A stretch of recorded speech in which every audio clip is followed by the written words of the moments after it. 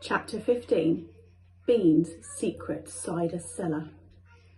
Mr. Fox examined the wall carefully. He saw that the cement between the bricks was old and crumbly. So he loosened a brick without much trouble and pulled it away.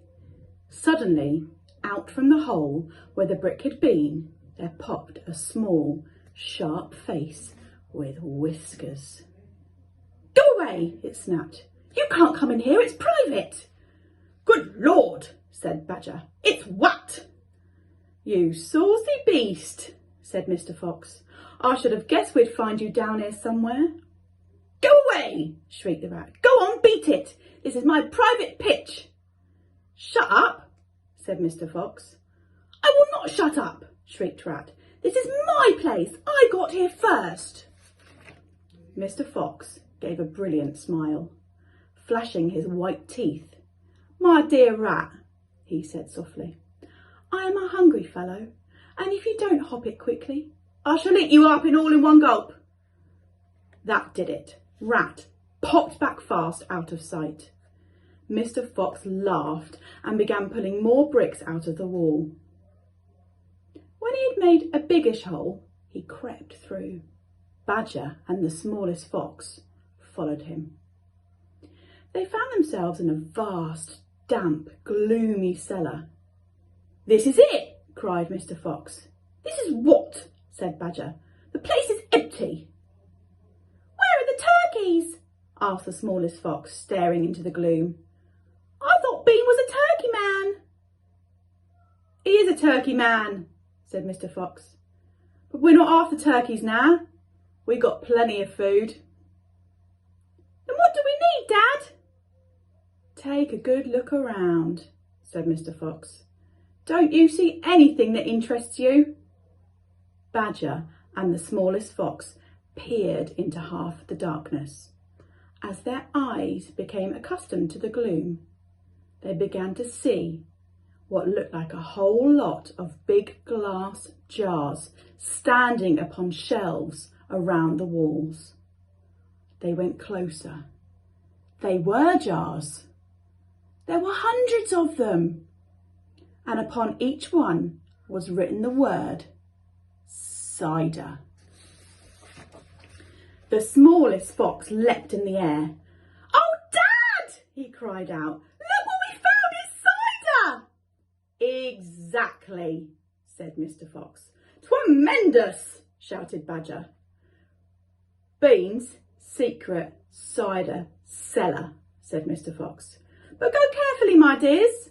Don't make a noise. This cellar is right underneath the farmhouse itself." "Cider," said Badger, "is especially good for badgers. We take it as medicine. 1 large glass 3 times a day, with meals and another at bedtime."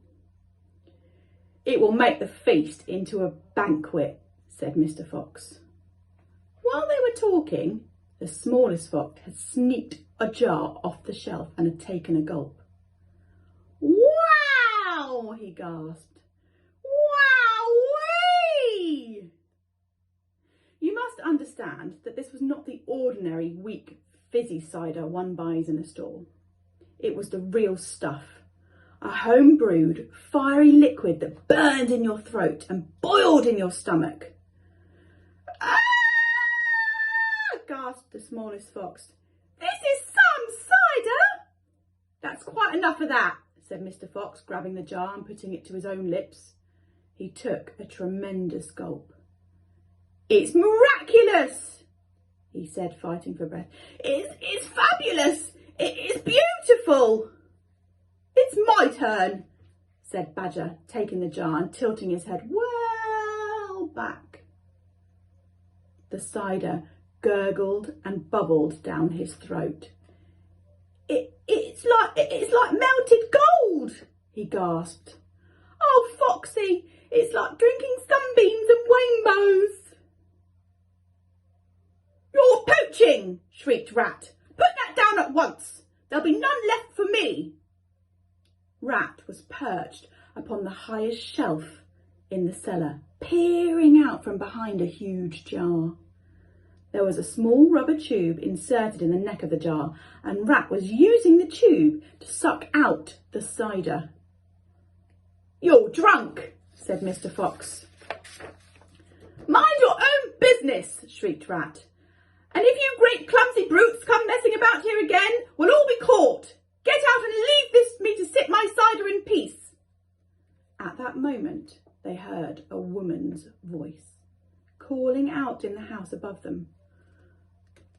"Hurry up and get that cider, Mabel," the voice called. "You know Mr. Bean doesn't like to be kept waiting, especially when he's been out in the tent all night." The animals froze. They stayed absolutely still, their ears pricked, their bodies tense. Then they heard the sound of a door being opened. The door was at the top of a flight of stone steps leading down from the house to the cellar. And now